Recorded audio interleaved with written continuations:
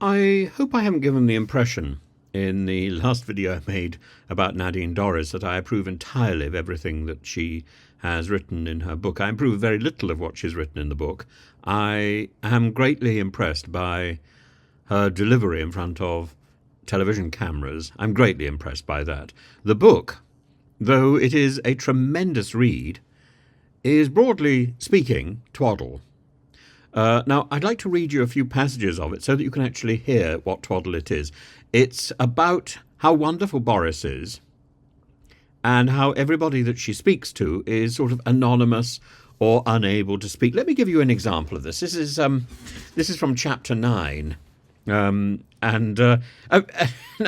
Frankly, it deserves to be read at length, so I'm going to do so, and I hope she won't object to that. I'm back in 5 Hertford Street, and I'm drinking jasmine tea with someone who Boris trusts implicitly. I've never really properly met him before, but I've heard his name mentioned a number of times by both Boris and Carrie.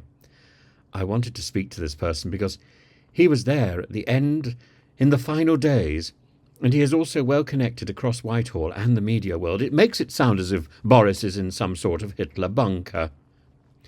I've spent the past week meeting and lunching with journalists who confirmed a number of scenarios I put before them, but obviously wouldn't say so on the record. I was bemused by one who even seemed scared when I asked him about Dr. No. I don't want to talk about him, he whispered, and laid his hand over my phone, which was recording our conversation. Why not? I asked him. He narrowed his eyes and shook his head vehemently, his hand hovering over my phone as if he were about to confiscate it. I received the message loud and clear and moved straight on past Dr. No. Well, of course, it makes the whole thing sound like some sort of dynamic subterfuge tinged with sex. But that's how Nadine Dorries writes. It's page-turning. But it's not quite the page-turning political journalism that you would expect from a senior minister, is it? It's the sort of stuff you would get from a Mills and Boon novel. But it is readable. Or Michael Crichton. I mean, I must say I'm a great fan of Jurassic Park. By the end of the week, and a kilo heavier, journalists love nice lunches and they don't give you their time for free. I was very aware that they all knew something, but no one knew everything. Also, that the ecosystem of journalists and political consultants, comms, public affairs and SPADs was pretty incestuous. The people I was writing about had made and created award-winning journalistic careers. I know that the man I'm sharing a submerged, unfolding, fragrant flower with this evening has a perspective on Partygate, but he begins by talking about Boris, the person. The key point about Boris is he is a terribly, terribly nice person. And I mean nice, not as in my mother would say, nice. I mean he is a nice, trusting, loyal, kind person who is a big softy, really, and I particularly enjoy his company. His brilliance is a combination of his academic intelligence and his creativity, and the two don't often go together. It confuses people. It's a highly unusual combination. Well, of course, it is very entertaining to hear deceit described as creativity, but creativity and deceit are two sides of the same coin, aren't they? Basically, Charles Dickens was a liar. I had never considered this aspect to Boris's personality before, but he's right. He loves the arts and loves to paint and draw. Carrie proudly showed me a painting once where I was one of his subjects. I tried not to wince as the image of myself in oil on canvas came back to haunt me, but had to agree he was good. How do you think the civil service adapted to the combination of creativity and academia? I asked. They didn't. I thought the civil service was complicit and found wanting, if I'm honest. The failings of the government infrastructure, and in particular the civil service, to structure decision-making around the peculiarities of the Prime Minister was one of the most significant issues for me. He is a man of unique brilliance, and with that level of exceptionality you don't get normal. I've met every Prime Minister since Major. Tony Blair would be sat in a little room about the size of this, with a sofa and a coffee table, papers on a little table. There was never a computer anywhere. Outside was Jonathan Powell. It was just a very orderly, quiet environment where Tony did his thinking and his reading and decision-making. It was set up to lean into his own uniqueness and manner, and Tony had obviously got this room set up in a way that suited him and his personality and his manner and style of working, which was orderly and quiet. The press found out and slaughtered him. I think he was described as running a sofa government when, in fact, it was a very successful government. With Gordon Brown, it was bonkers. Papers everywhere. People lined up. An air of panic and confusion always, but Gordon wanted it in that mad professor kind of way, even though it was quite obviously a mistake. It was chaotic, and he blew his stack, and when mistakes happened as a result of his chaoticness. Look, I could go on, but my point is, because the Remain machinery was fundamentally against Boris, it never lent into his way of decision-making. It made life as difficult as it possibly could be for him. I'm talking about the establishment here. Forget the political anarchists like Cummings, Gove, Kane and Smith, and the man even I didn't get to meet, and Boris had never met him either, Dr. No and all the rest of their cult-like minions. The absolute narcissistic egoists who make up the Conservative Parliamentary Party. Your own MPs, I'm sorry, but they are the most self-serving, unpleasant bunch of individuals I have known to serve in a government in my lifetime. I entirely agree. They are such an appalling lot, but no, I'm talking about the civil service here. It was disrespectful to the Prime Minister, and it just refused to make life efficient for him. The miracle is that he survived as long as he did. How did he get Brexit over the line? The anarchists knew they had the civil service working against him too. They knew their life was made easier by this. Brexit was at the root of it. And when you get people criticising Boris, it makes my blood boil, because the establishment is punishing Boris for Brexit, and it will continue to do so. Get Brexit done. These guys, they have all bases covered. They have their link in every part of government, and the worst of them is the one who operates out of the House of Commons. I'm guessing you mean Gove, I said. He took a sip of tea and nodded his head in affirmation. Gove's people were like mice. They were everywhere. And that's on him. That's on Boris for not seeing through Gove and allowing it all to happen. It was on him to stop and think, hang on, there is something not right here, to stop and reflect. But really, almost from the first moment he was through the door, it was too late anyway. What compounded the problem was how fast the door was opened by Gove and Cummings for other people to walk in. I worked it out one day, that in the key morning meetings, you know, the ones Boris called at 8 a.m. every morning, 95% of the people present in that room were put into their jobs by Gove or had some sort of fawning personal relationship with him. And while Boris was speaking in the meeting, they were sending shitty little messages to one another about him on their weird little cult WhatsApp group.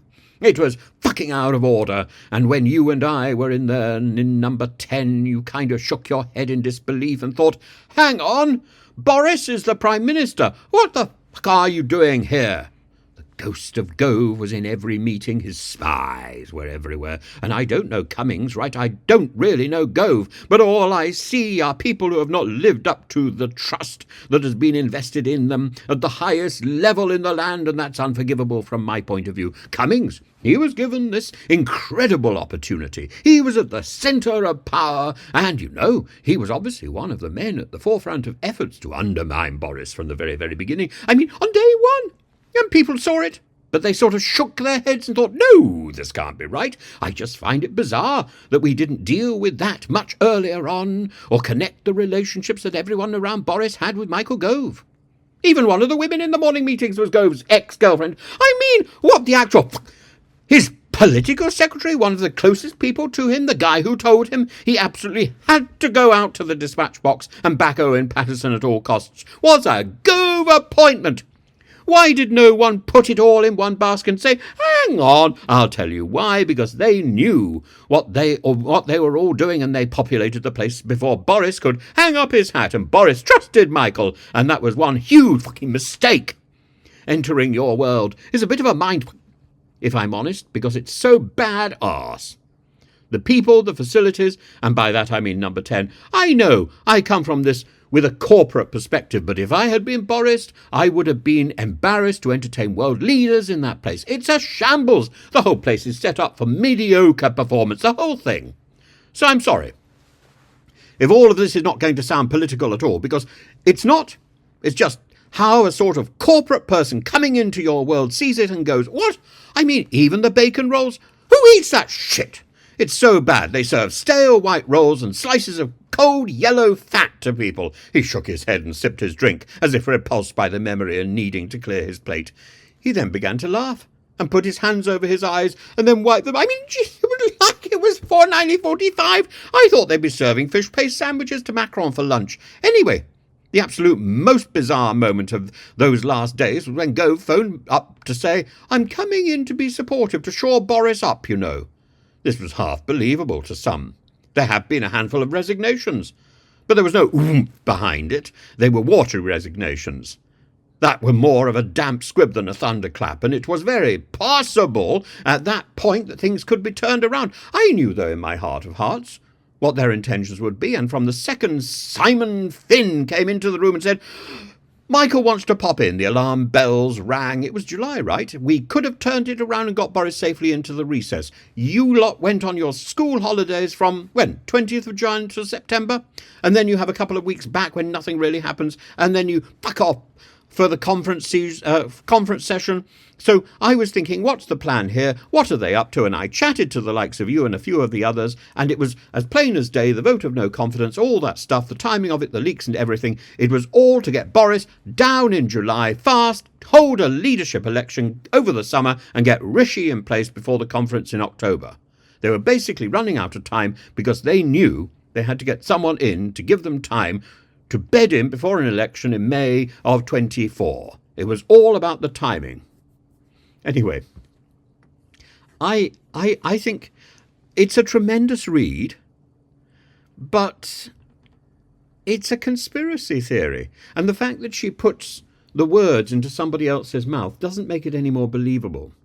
It makes it very readable, and rather like J.K. Rowling, in order to give it a little bit of guts, she throws in some swear words, some expletives, some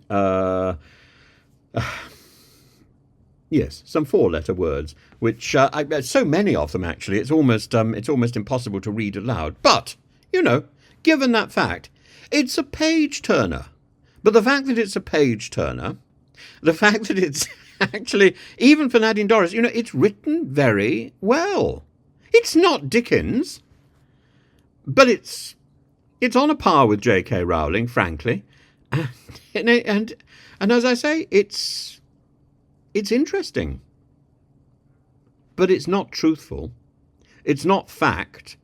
It's not some sort of political memoir or political narrative. It's a conspiracy theory. It's the same sort of thing as those things came out in the 1980s about the Masons and about the Knights Templar. I can't remember their names now. It's that sort of thing. Or books about aliens from outer space. Von Daniken. Nadine von Daniken. It's like Holy Blood and Holy Grail, or Alex Jones, Nick Pope, the Uninvited, or Nadine Dorries. It's all the same, all interchangeable. Now, Nadine's got some rather good lines. She was right at the front. She was right at the heart of government. There's this little scene, lovely little scene from later on in the book. I'm not going to read you about the really salacious stuff. You can look at that yourself. As I say, it is a page turn. But there's this little bit where Boris is saying, I think it's Boris is saying, I want you to have a chat with Matt Hancock. Recently, Matt had been at the front of the queue outside number 10 when Rishi had arrived at 10 Downing Street, about to step foot over the threshold as the new Prime Minister. Matt was standing in line as Rishi walked down, shaking everyone by hand, and, rudely, Rishi blanked him and purposefully walked straight past him. That had been painful to watch. Someone had set Matt up, steering him in front of the camera when Rishi drew up in a limo in order for him to be humiliated live to a global audience of millions. I would have thought he could have done that quite well himself on I'm a Celebrity, Get Me Out of Here, or SAS, Who Dares Wins. Matt has been described as many things during his time as Health Secretary and since: a Duracell bunny, an over-enthusiastic puppy dog, industrious, vain, absurdly ambitious, a narcissist, a shit. After having worked with him for 2 years, I have to say there was an element of truth in all of those descriptions, but whatever anyone thought of him, he worked the longest hours and did so in his ruthlessly upbeat and optimistic way, with never a word of complaint. "Oh, Gina! No complaints here!" Oh, he didn't even get everything right, but he didn't deserve such childish rudeness from Rishi. Boris hadn't seen Rishi blank Matt, and as he poured the coffee, I told him what had happened. I'm here because I want to talk to him about the interim period between Liz standing down and Rishi being installed in number 10. There had been no end of stories flying around social media over the previous weekend, but the main one was that Boris didn't have the numbers to run when Liz stood down, which was obviously untrue and obviously being spread about to influence the opinion of MPs who were wavering. "That's a shame," he said as he poured, "but maybe it's not such a surprise. They hated Matt, you know, always briefing against him." "Who?" "Lee Kane, Cummings. I could never understand why." He handed me my mug. "You know what my impression of Matt was? He had this incredible pachyderm quality. He took so many bullets and they just flattened on his hide. He just kept going. Nothing stopped him. He was like a rhino. And look, I always liked him. He was obviously very ambitious, but he always wanted to be Chancellor, and maybe that was the origin of the briefings. I think that they were quite wary of that. The idea of Matt Hancock as Chancellor of the Exchequer, can you imagine it? You know, there's all manner of stationery cupboards available to be filtered through and pilfered and rearranged and modified. And let's modify another stationery cupboard. Let's rearrange all the HB pencils and the rubbers. Matron! I think we have to stop there. Anyway, look, the point is, as I say, it's readable rubbish, but it is rubbish nevertheless.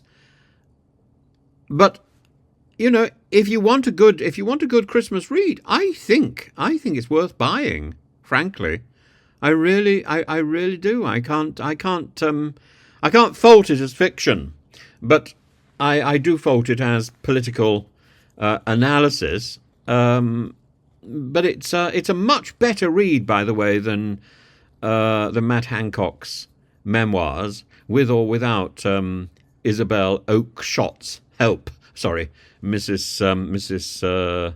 Tice. And but you know, truth? No, but I do like the idea of Matt Hancock as a rhino. I think that's tremendous, and it reminds me, it's like a Just So story, and my own Just So story. Ooh, I like everything just so. Because I fell in love. I did. I did.